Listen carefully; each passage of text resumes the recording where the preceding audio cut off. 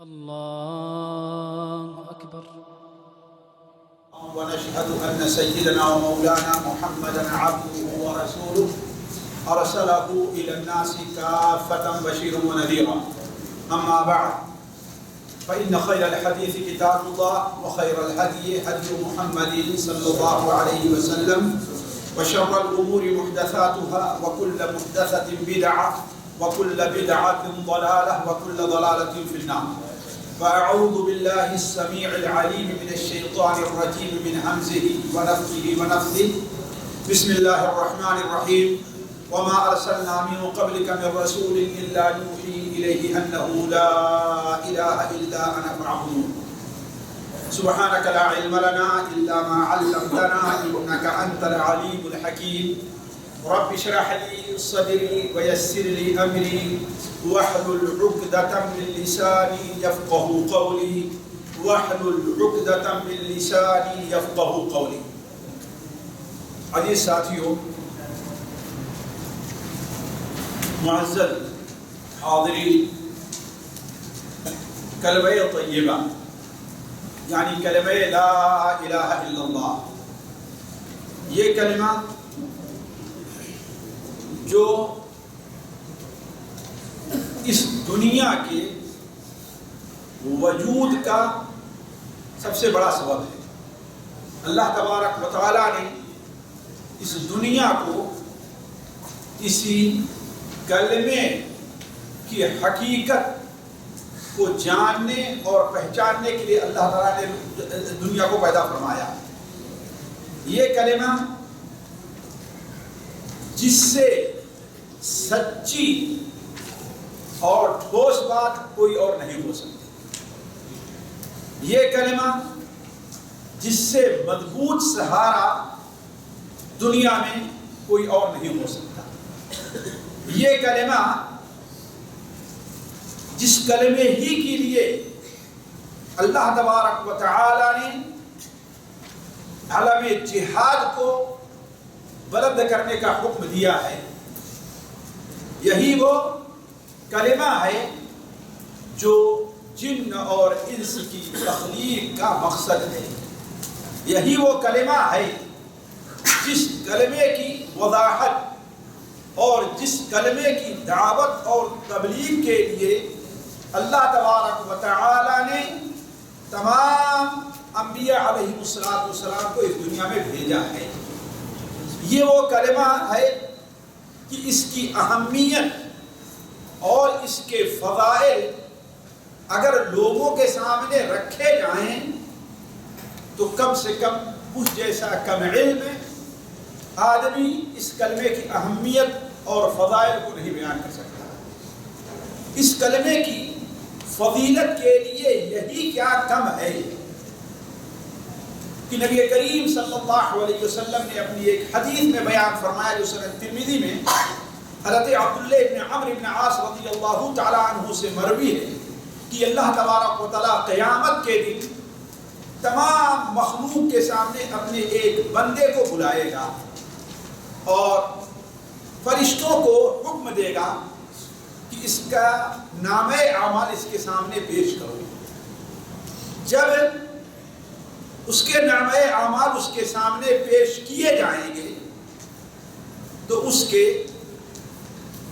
گناہوں کے 999 دفتر یا 99 دفتر، ایک دو دفتر نہیں، اور ایک دفتر اتنا بڑا ہوگا کہ اتنی دور انسان کی نظر جاتی ہے. اللہ تبارک و تعالیٰ اس بندے سے فرمائے گا کیا یہ جو کچھ اس میں لکھا ہوا ہے اس بارے میں ہمارے فرشتوں نے تیرے اوپر ظلم تو نہیں کیا؟ وہ کہے گا اے اللہ تعالیٰ نے اس میں کوئی غلط بات تو نہیں لکھی ہے؟ فرمائے عرض کرے گا اے اللہ نہیں. کیا تیرے سامنے کوئی عذر تھا؟ وہ کہے گا اے رب نہیں. تو اللہ تعالیٰ فرمائے گا کیا تیرے پاس کوئی نیکی بھی ہے؟ تو کہے گا اے رب نہیں. کیوں؟ اس کی جو معمولی نیکیاں رہی ہوں گی وہ اتنے گناہوں کے سامنے اسے حقیر سمجھے گا. کہا کچھ میرے پاس نہیں. لیکن اللہ تعالیٰ فرمائے گا کہ آج کسی کے اوپر ظلم نہیں ہو، ہاں تیری ایک نیکی بھی ہے۔ چنانچہ حدیث کے اندر الفاظ ہیں، اسی لیے یہ حدیث علماء کے نزدیک حدیث البطاقہ کے نام سے مشہور ہے۔ حدیث البطاقہ، بطاقہ کے معنی ہوتا ہے چھوٹا سا پرزہ، چھوٹا سا ٹکڑا۔ اللہ تبارک و تعالیٰ ایک پرزہ نکالے گا اور کہے گا کہ یہ لوگ، یہ گناہ ہیں، گناہوں کے دفاتر ہیں، اور یہ تیری نیکی ہے، جاؤ لے جاؤ تمہارا وزن ہو۔ کہے گا اے اللہ تعالیٰ وزن کی کیا ضرورت ہے، حالات میرے سب کے سامنے ظاہر ہے، جو آپ فیصلہ فرمائیں۔ اللہ تعالیٰ فرمائے گا نہیں، جاؤ، آپ کسی کے اوپر ظلم نہیں ہوگا۔ وَنَضَعُ الْمَوَازِينَ الْقِسْطَ لِيَوْمِ الْقِيَامَةِ، انصاف کا ترازو اللہ تبارک و تعالیٰ اس دن رکھے گا۔ قصہ مختصر یہ کہ جب وہ پرزہ ترازو کے ایک پلڑے میں رکھا گیا اور وہ 99 دفتر ترازو کے ایک پلے میں جب رکھے جائیں گے تو نبی کریم صلی اللہ علیہ وسلم کی حدیث ہے فَتَاشَتْ بِهِنَّ لَا إِلَهَ إِلَّا اللَّهُ، وہ سب لا الہ الا اللہ کے سامنے ہلکے ہو جائیں گے، اور وہ پرزہ جس پر ایک وہ پلڑا جس میں ایک پرزہ رکھا ہے وہ نیچے ہو جائے گا، اور اس پرزے پر لکھا ہوگا کلمہ لا الہ الا اللہ۔ دیگر جو کلمات ہیں ان کے اللہ تبارک و تعالیٰ تک پہنچنے میں کچھ دیری ہو سکتی ہے، لیکن سنن ترمذی میں حضرت ابو ہریرہ رضی اللہ عنہ کی روایت ہے کہ نبی کریم صلی اللہ علیہ وسلم نے ارشاد فرمایا ما قال عبد لا الہ الا اللہ مخلصا من قلبی، کوئی بھی بندہ جب لا الہ الا اللہ دل کے اخلاص کے ساتھ کہتا ہے تو الا فتحت له ابواب السماء، آسمان کے دروازے اس کے سامنے کھل جاتے ہیں، اوپر جاتا ہے، دروازے کھلتے جاتے ہیں، یہاں تک کہ وہ عرش تک وہ کلمہ پہنچ جایا کرتا۔ تو ساتھیوں یہ کلمہ بڑا عظیم ہے، اسی کلمے سے متعلق نبی کریم صلی اللہ علیہ وسلم نے ارشاد فرمایا کہ من کان آخر کلامہ لا الہ الا اللہ دخل الجنہ، جس کی آخری بات، آخری گفتگو، مرنے سے قبل آخری بات اس کی زبان سے جو نکلے وہ کلمہ لا الہ الا اللہ ہو تو وہ جنت میں جائے۔ اس سلسلے میں حدیثیں بکثرت ہیں، بہت زیادہ ہیں۔ ہمارے جو بھائی عربی پڑھ سکتے ہیں، سمجھ سکتے ہیں، انہیں اگر امام ابن رجب حنبلی رحمہ اللہ کا رسالہ معنی کلمۃ الاخلاص اگر مل جائے تو اسے ضرور پڑھ لیں، اس کے اندر بہت سی بصیرت افروز باتیں ہیں اس کلمے سے متعلق۔ تو میں ابھی اس کلمے کے فضائل، اس کلمے کی اہمیت آپ کے سامنے نہیں، یہ چیز ہمارے ایمان میں داخل ہے، بلکہ ہمارا یہ عقیدہ ہے کہ یہ کلمہ بڑا اہم ہے، اور مسلمان ہونے کے لیے پہلی سیڑھی جو ہے، پہلا زینہ کیا ہے؟ وہ کلمہ لا الہ الا اللہ محمد رسول اللہ کے اقرار کرنا۔ لیکن ساتھیوں اصل میں جو سوال ہے کہ کیا یہ کلمہ ہم دیکھتے ہیں کہ ایک مومن بھی پڑھ رہا ہے، ایک منافق بھی پڑھ رہا ہے، ایک فاسق و فاجر بھی پڑھ رہا ہے، اور ایک اللہ کا ولی بھی پڑھ رہا ہے۔ جہاں اس کلمے کا ورد ہمارے نبی حضرت محمد مصطفیٰ صلی اللہ علیہ وسلم کیا کرتے تھے، وہیں اس کلمے کا ورد منافقوں کا سردار عبداللہ ابن ابی بھی کرتا تھا۔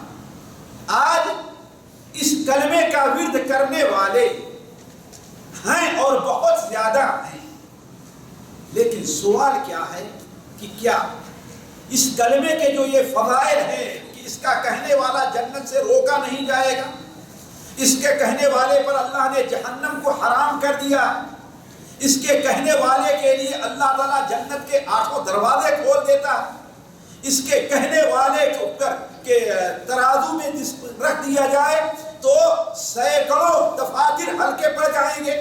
یہ ساری فضیلت آخر بندے کو کب حاصل ہے؟ کیا مجرد اس کلمے کا اپنی زبان سے ادا کر لینا کافی ہے یا اس کے ساتھ کچھ اور بھی شرطیں ہیں؟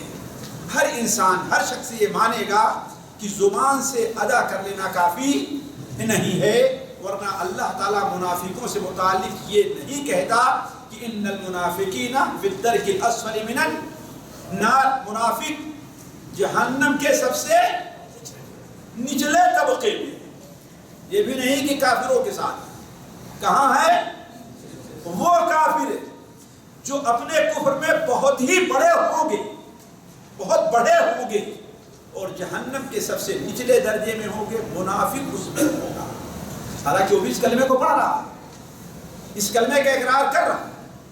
بلکہ اگر حق پوچھئے تو آج بھی جو آسمانی کتابیں موجود ہیں، بعض کتابیں جو آج عربی زبان میں نہیں ہیں، ان میں تھوڑا سا تلفظ کے فرق کے ساتھ آج بھی یہ کلمہ پایا جا رہا ہے، حتیٰ کہ ہندوؤں کے وید میں یہ کلمہ پایا جا رہا ہے۔ تو کیا مطلب؟ وہ سارے کے سارے لوگوں پر جہنم حرام ہے، کوئی آدمی سے قبول کرنے کے لیے تیار نہیں۔ اس لیے یہ سوچنا ہے اور غور کرنا ہے کہ آخر یہ کلمہ ہمارے آپ کے لیے مفید کیوں ہو سکتا ہے۔ اس کے لیے اہل علم نے کچھ شرطیں اور اس کے لیے اس کلمے کے کچھ ارکان بتلائے ہیں جن کا جاننا ضروری ہے۔ یہاں پر ایک بات میں واضح کر دوں کہ بہت سے لوگ جو ہمارے بھائی ہیں ان کے سامنے اس قسم کی بات رکھی جائے تو کہتے ہیں کہ اگر آپ یہ کہاں سے لے کر کے آئے کہ ہاں کلمہ کے لیے یہ چیز شرط ہے؟ ہاں قرآن حدیث میں کہیں مذکور نہیں، اور ہم نے تو اپنے علماء سے نہیں سنا کہ ہاں کلمہ شہادت کے لیے کوئی چیز شرط ہے۔ اب اپنی طرف سے یہ باتیں لے آئے کہ ہاں بھائی کوئی کہتا ہے 7 شرطیں کلمہ توحید کی ہے، کوئی کہتا ہے 8 شرطیں ہیں، یہ کیا چیز ہے؟ ہم کہتے ہیں صحیح، کسی حدیث میں نہیں ہے کہ کلمہ شہادت کی یہ شرط ہے، لیکن کیا آپ یہ بتا سکتے ہیں کہ کسی حدیث میں یہ ہے کہ وضو کے اندر اتنے واجبات اور اتنے فرائض ہیں؟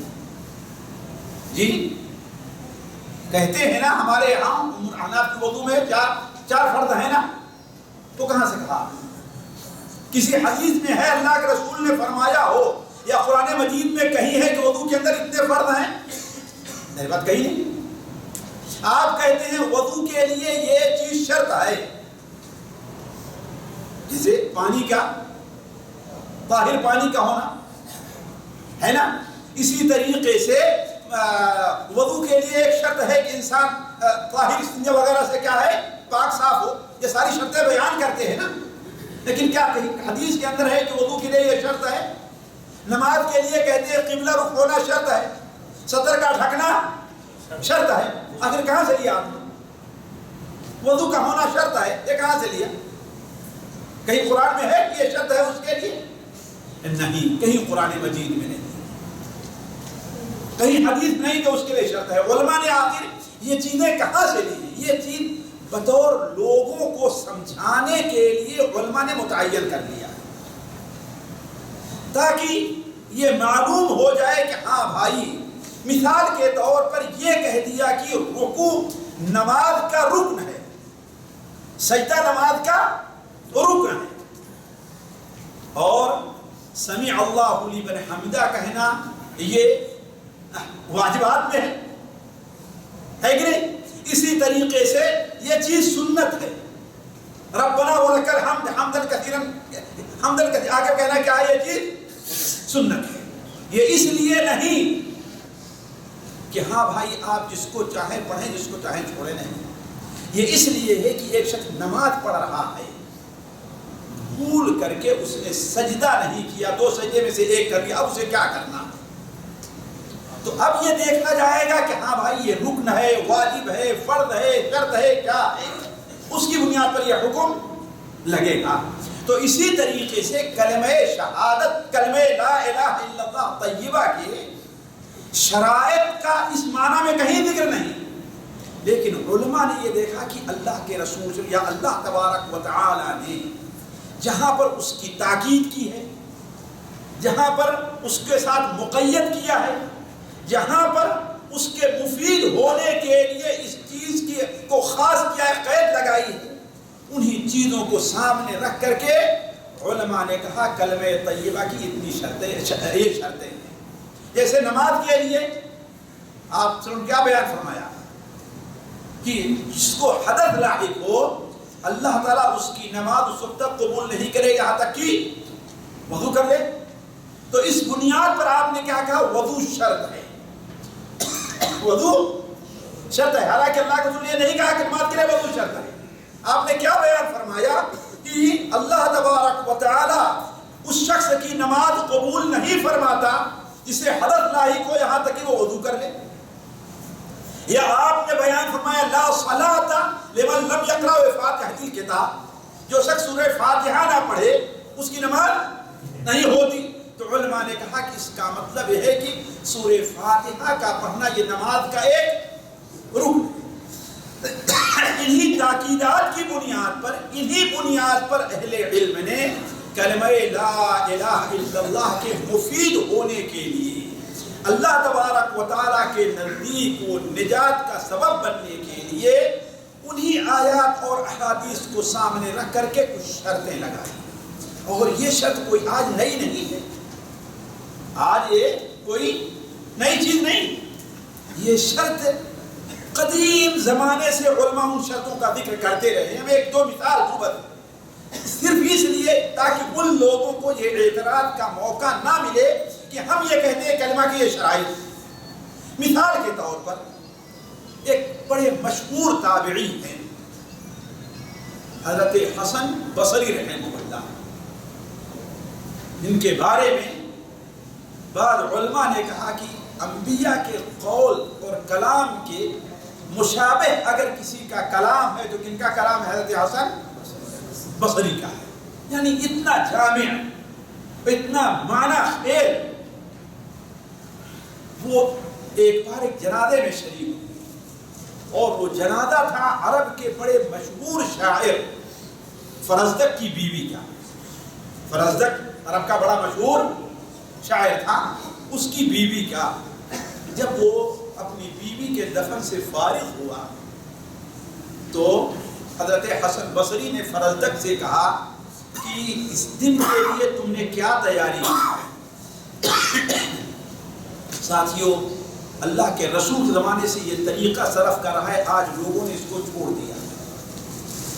قبر میں جب دفن ہو رہا ہو، کسی کو دفن کر رہے ہوں تو اس وقت لوگوں کو نصیحت کرنا موقع، لوگوں کا دل نرم رہتا ہے، لوگ متوجہ رہتے ہیں اللہ کی طرف۔ ایسے موقع پر لوگ نصیحت کو بہت قبول کرتے ہیں۔ مجھے اچھی طریقے سے یاد ہے کہ آج سے تقریباً 10 سال پہلے مجمع میں ایک شخص کے والد کی وفات ہوئی، وزٹ پر آئے ہوئے تھے، تو میں گیا اس لیے کہ وہ مسلم تھا کہ میں حاضر ہوں، جنازے کی نماز میں ہی پڑھاؤں۔ میں وہاں پر گیا اور قبر سے فارغ ہونے کے بعد مشکل سے ساتھیوں 3 یا 5 منٹ ہم نے کچھ باتیں کی۔ ایک شخص ماشاءاللہ جو بڑے پڑھے لکھے تھے اور اللہ نے انہیں مال بھی بہت دیا تھا، بڑے کمپنی کے جو ہے مینیجر تھے، وہ بعد میں آ کر کہنے لگے کہ اللہ کی قسم گھنٹوں کی تقریروں کا میرے اوپر وہ اثر نہیں ہوا جو 5 منٹ کی بات پر ہوا۔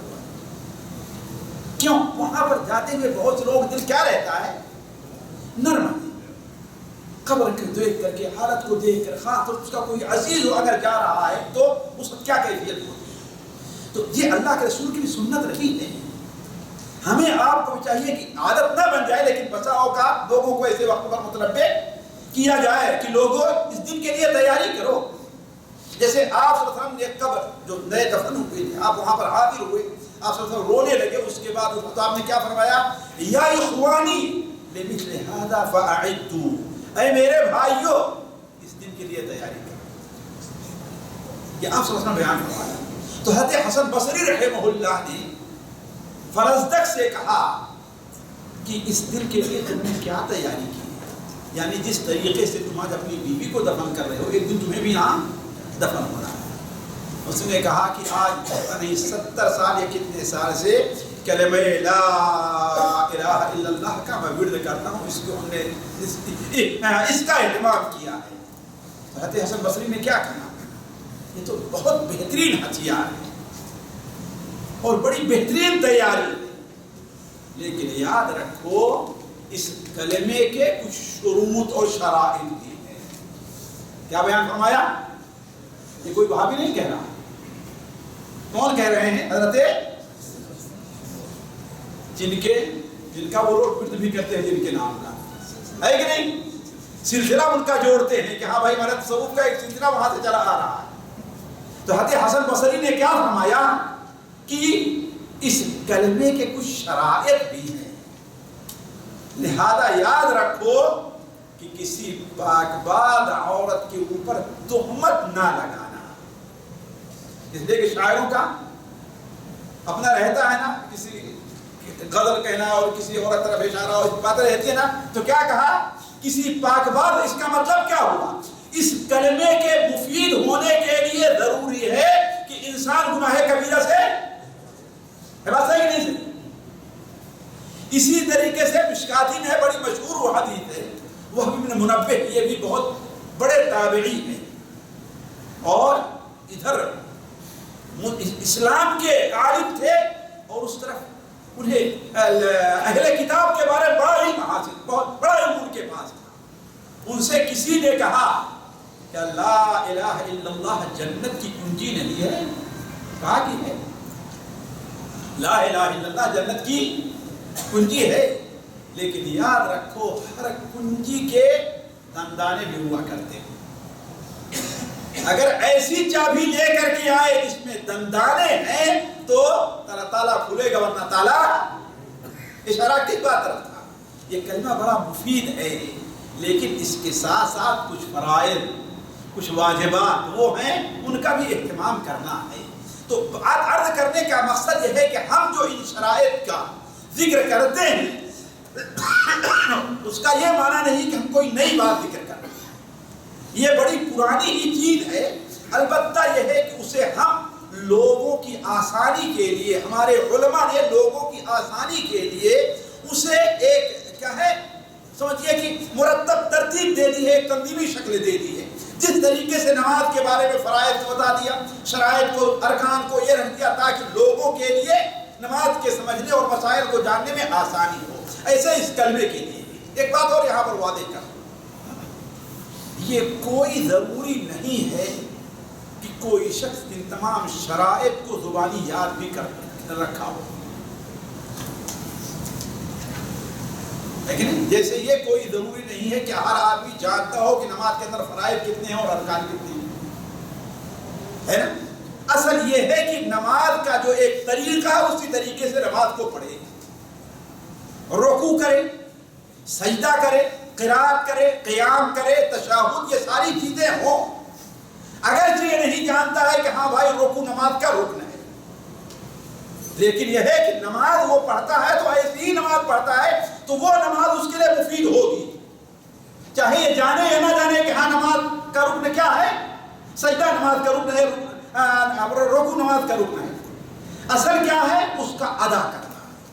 اسی طریقے سے یہ کوئی ضروری نہیں ہے کہ ہر شخص ان کلمے کے جو شرائط ہیں ان کو زبانی یاد بھی رکھتا ہو۔ اصل چیز یہ ہے کہ یہ چیزیں اس کے اندر پائی جانی چاہیے، جس کے اندر یہ چیزیں پائی جائیں گی وہ کلمہ اس کے لیے مفید ہوگا، اور جس کے اندر پائی نہیں جائیں گی خواہ وہ 1 2 3 کی طریقے سے یاد ہی کیوں نہ کیا ہو، اگر اس کے اندر یہ چیزیں پائی نہیں گئی تو یہ کلمہ اس کے لیے مفید نہیں ہوگا۔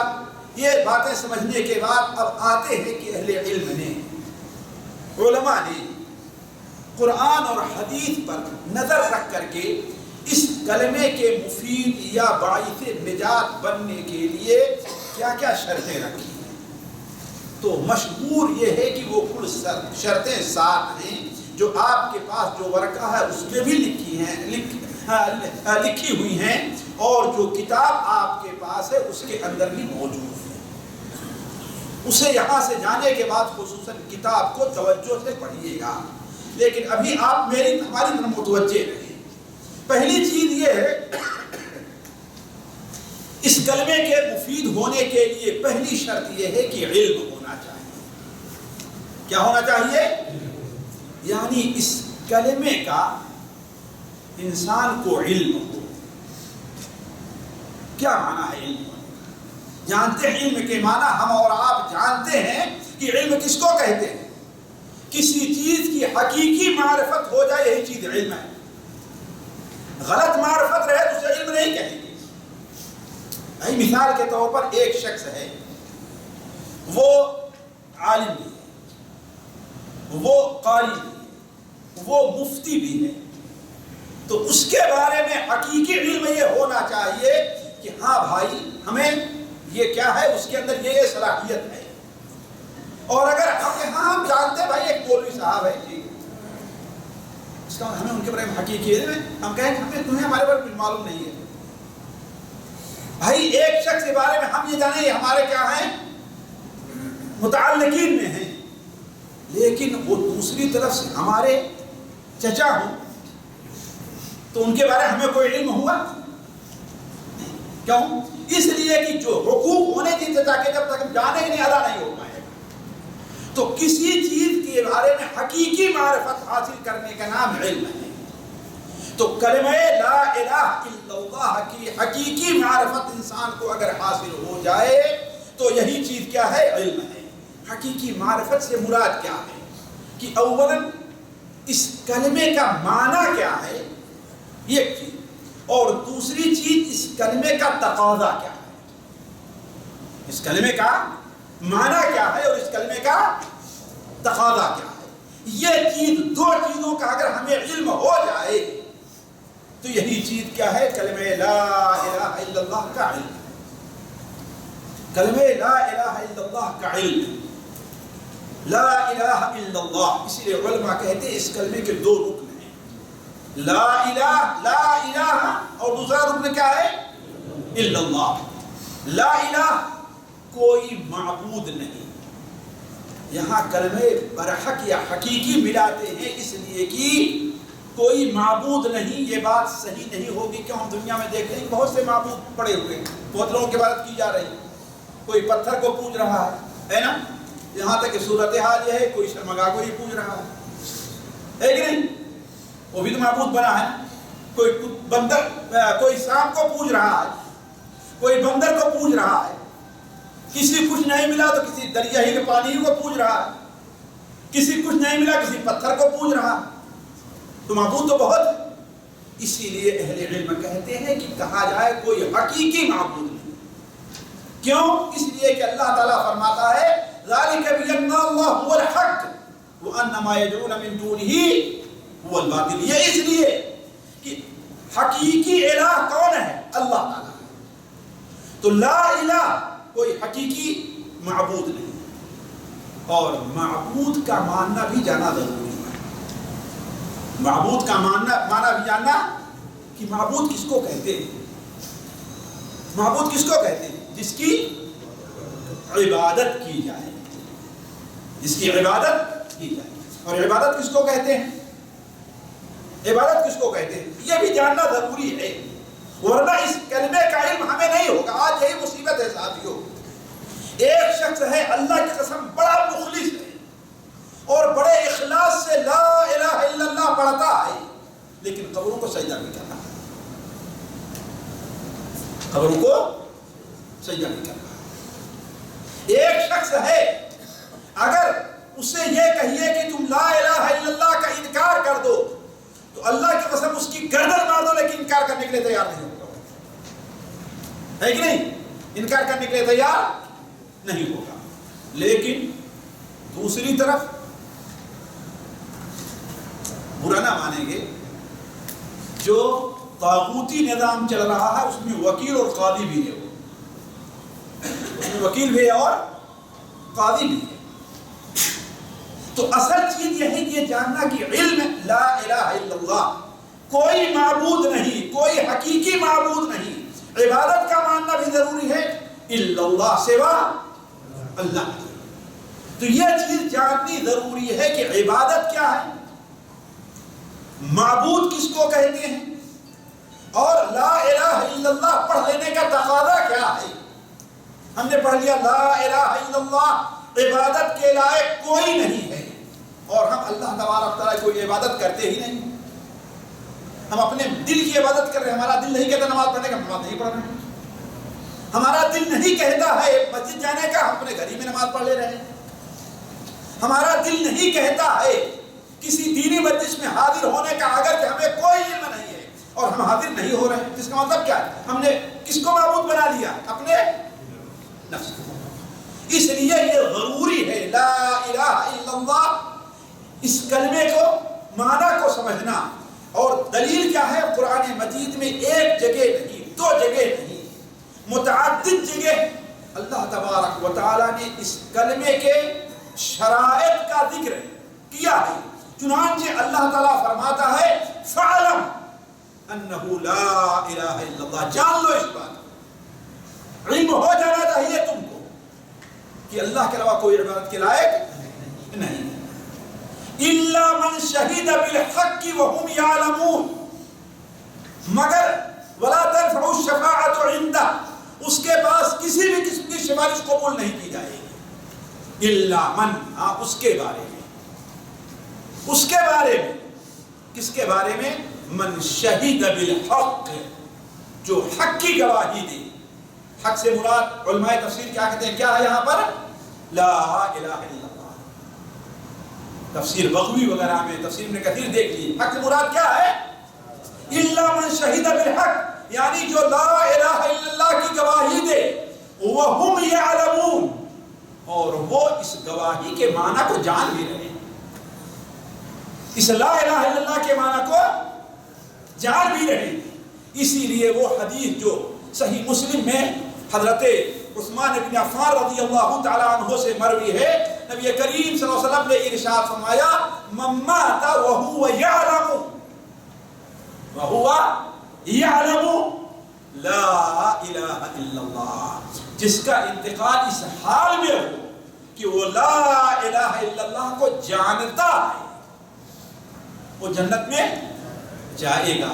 اس قسم کی دلیلیں قرآن میں اور حدیث میں ساتھیوں بکثرت موجود ہیں، ایک دو نہیں، بکثرت موجود ہیں.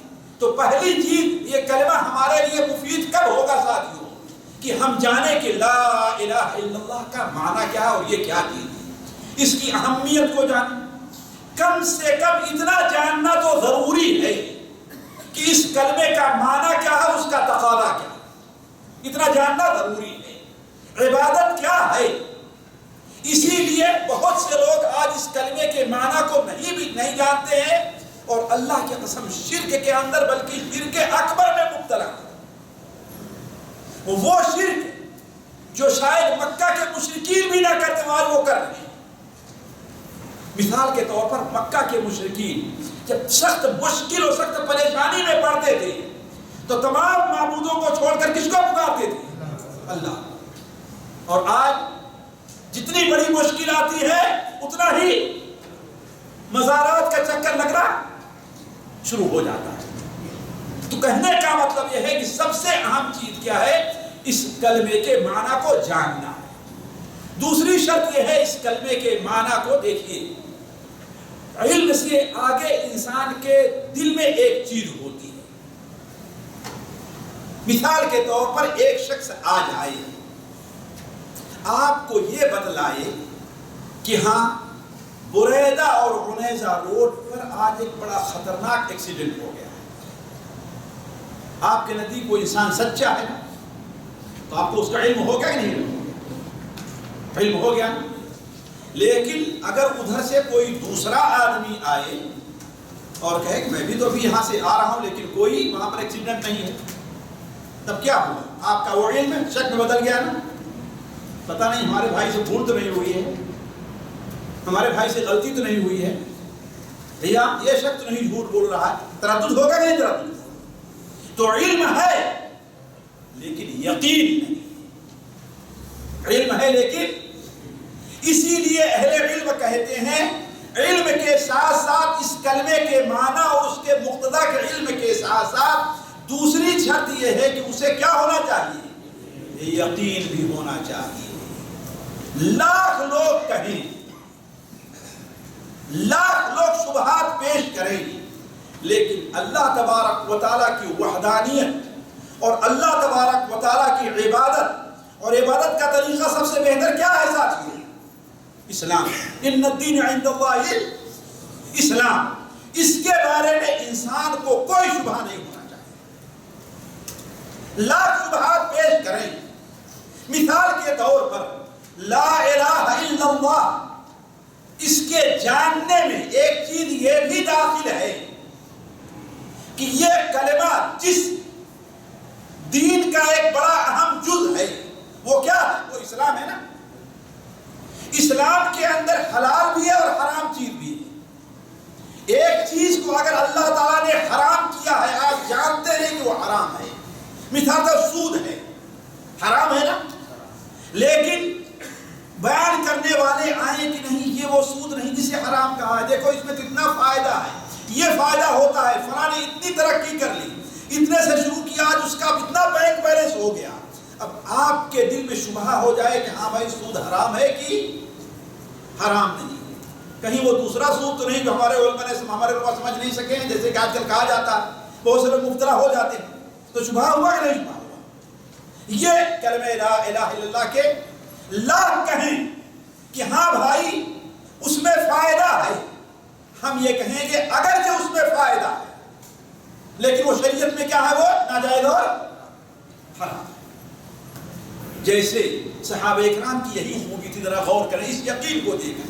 صحیح مسلم میں حضرت رفاعہ کی روایت ہے کہ اللہ کے رسول سے جب تشریف لے آئے مدینہ منورہ تو ہم لوگ اپنے کھیت کو بٹائی پر، ایک طریقہ خاص طریقہ تھا اس میں بٹائی پر دینے کا، آپ نے آ کر کے ہمیں منع کر دیا کہ یا تو خود کھیتی کرو ورنہ اس طریقے سے بٹائی پر نہ دو۔ وہ صحابی کیا کہتے ہیں؟ اللہ کے رسول صلی اللہ علیہ وسلم نے ہمیں ایک ایسے کام سے منع فرمایا جس میں ہمارا فائدہ تھا، یہ یقین دیکھیے، جس میں ہمارا، لیکن اللہ اور اس کے رسول کی اطاعت میں زیادہ فائدہ ہے۔ دیکھیں آپ، جس میں ہمارا فائدہ تھا لیکن اللہ اور اس کے رسول کی اطاعت میں زیادہ فائدہ ہے، گویا اس کے حرام ہونے میں کوئی شبہ انہیں اگرچہ بظاہر فائدہ نظر آتا رہا لیکن کوئی شبہ نہیں رہ گیا۔ تو اسی طریقے سے اللہ تبارک و تعالیٰ کی عبادت کے حقدار ہونے میں، اللہ تبارک و تعالیٰ کے حقیقی معبود ہونے میں، یا یہ کلمہ لا الہ الا اللہ جن چیزوں کا تقاضا کرتا ہے اس کے بارے میں کسی بھی قسم کا انسان کے پاس شبہ نہیں رہنا چاہیے۔ اللہ تبارک و تعالیٰ نے قرآن مجید میں اور نبی کریم صلی اللہ علیہ وسلم نے اپنی احادیث میں اس شرط کو بڑے واضح طور بیان فرمایا ہے۔ صرف ایک مثال آپ کو دیتا ہوں، قرآن مجید سورہ حجرات کے اندر اللہ تعالیٰ بیان فرماتا ہے انما المؤمنون الذین آمنوا باللہ ورسولہ ثم لم یرتابوا۔ حقیقی مومن کون ہے؟ جو اللہ اور اس کے رسول پر ایمان لے آئے، یعنی لا الہ الا اللہ اور محمد رسول اللہ کا یہی معنی ہے نا، اللہ اور رسول پر ایمان لانے کا کیا ذریعہ ہے؟ یہی ہے نا، لا الہ الا اللہ محمد۔ تو انما المؤمنون، حقیقی مومن وہ ہیں جو اللہ اور اس کے رسول پر ایمان لے آئے، وَلَمْ يَرْتَابُوا، اور اس بارے میں انہیں کوئی ریب اور کوئی شبہ نہیں رہا، کوئی شبہ نہیں رہا۔ تو گویا مومن کب ہوگا؟ جبکہ اس کلمے کے اوپر اسے مکمل طور پر کیا ہوگا؟ ایمان ہوگا۔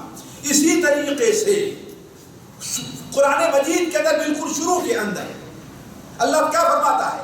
وَالَّذِينَ يُؤْمِنُونَ بِمَا أُنزِلَ إِلَيْكَ وَمَا أُنزِلَ مِن قَبْلِكَ وَبِالْآخِرَةِ هُمْ يُوقِنُونَ، انہیں یقین ہے اس بات کا۔ تو کہنے کا مطلب یہ ہے کہ دوسری چیز کلمے کے شرط کے لیے جو دوسری چیز ضروری ہے وہ چیز کیا ہے؟ یقین کا ہونا ہے۔ اللہ کے رسول صلی اللہ علیہ وسلم ایک بار سفر پر جا رہے تھے، غزوہ تبوک کا سفر تھا، راستے میں چونکہ لمبا سفر تھا، راستے میں دیکھے کہ زاد راہ اور توشہ ختم ہو رہا ہے۔ صحابہ نے اجازت مانگی کہ اگر اجازت دیں تو ہم اونٹوں کو ذبح کریں۔ اس وقت ہوتا تھا ساتھیوں کہ لمبے سفر کے لیے بسا اوقات ایک آدمی 2 اونٹ رکھتا تھا اپنے ساتھ، 2 اونٹ رکھتا تھا، ایک پر سواری کرنے کے لیے اور دوسرے پر سامان کے لیے۔ کیوں؟ ایک ہی اونٹ پر ہم بھی سوار ہوں اور سامان بھی ہو تو یہ بھاری ہے نا، مشکل پڑے گی، اس لیے بسا اوقات جس کے اوپر ہلکا سامان رہتا تھا، جس کے اوپر سوار ہے وہ تھک جاتا تھا تو بدل کر کے اس کے اوپر آ جایا کرتی تھی۔ تو اللہ کے رسول صلی اللہ علیہ وسلم صحابہ نے کہا اے اللہ کے رسول اب تو کھانے پینے کے لیے کچھ بھی نہیں رہ گیا ہے، اگر آپ اجازت دیں تو ہمارے پاس جو سواری کے یا دوسرے اونٹ ہیں ان کو ذبح کر کے کھائے، بھوکے وہ کیسے مریں گے؟ آپ نے اجازت دے دی کہ ٹھیک ہے کھاؤ۔ حضرت عمر نے دیکھا کہ لوگ اپنے اونٹوں کو ذبح کر رہے ہیں، بسا اوقات بعض لوگ سواری کو ذبح کر رہے ہیں۔ کہا یہ کیا کر رہے ہو؟ کہا اللہ کے رسول صلی اللہ علیہ وسلم نے اجازت دی ہے۔ آپ نے فرمایا رکو۔ حضرت عمر رضی اللہ تعالیٰ عنہ نبی صلی اللہ علیہ وسلم کی خدمت میں حاضر ہوئے اور کہا اے اللہ کے رسول صلی اللہ علیہ وسلم اگر اسی طریقے سے لوگ اپنے اونٹوں کو ذبح کرتے رہے تو لوگوں کے پاس سواریاں نہیں رہ جائیں گی۔ کہا ہاں یہ بات تو ہے۔ کہا پھر کیا کریں؟ کہا آپ ایسا کریں کہ لوگوں کے پاس جتنا کچھ بچا ہوا گوشہ ہے اسے آپ جمع کرنے کا حکم دیں، اس کے اوپر آپ برکت کی دعا کریں، اللہ تعالیٰ اس میں برکت دے گا، اس طریقے سے لوگ سواریاں محفوظ رہ جائیں گی۔ آپ نے فرمایا تم صحیح کہہ رہے ہو، یہ صحیح مسلم شریف کی روایت۔ آپ نے کیا فرمایا؟ تم صحیح کہہ رہے ہو۔ چنانچہ آپ صلی اللہ علیہ وسلم نے لوگوں کو حکم دیا کہ جس کے پاس جو توشہ اور جو کھانا ہے وہ لے کر کے آئے اور اکٹھا کر دے۔ چنانچہ بڑا دسترخوان چمڑے کا عورت بچھایا گیا، ایک آدمی کھجور لے آ رہا ہے، تھوڑا سا جو لے آ رہا ہے، ایک روٹی لے آ رہا ہے، ایک پنیر لے آ رہا ہے، اس طریقے سے بہت سارا مال جمع ہو گیا۔ پھر آپ صلی اللہ علیہ وسلم نے اس کے اوپر دعا فرمائی اور لوگوں سے کہا کہ اپنے توشے دان کو بھرو۔ اب صحابہ کرام کھانے بھی لگے، توشہ بھی بھرنے لگے، جتنا پیٹ بھر کھایا گیا اتنا کھائے اور جتنے برتن سے سارا بھر لیا، اور پھر بھی سامان اتنا باقی۔ یہ دیکھ کر کے آپ صلی اللہ علیہ وسلم کیا ارشاد فرمایا؟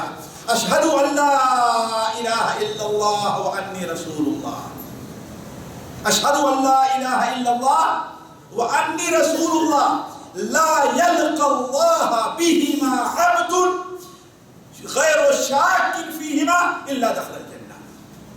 میں گواہی دیتا ہوں کہ اللہ کے علاوہ کوئی عبادت کے لائق نہیں ہے اور میں اللہ کا رسول ہوں۔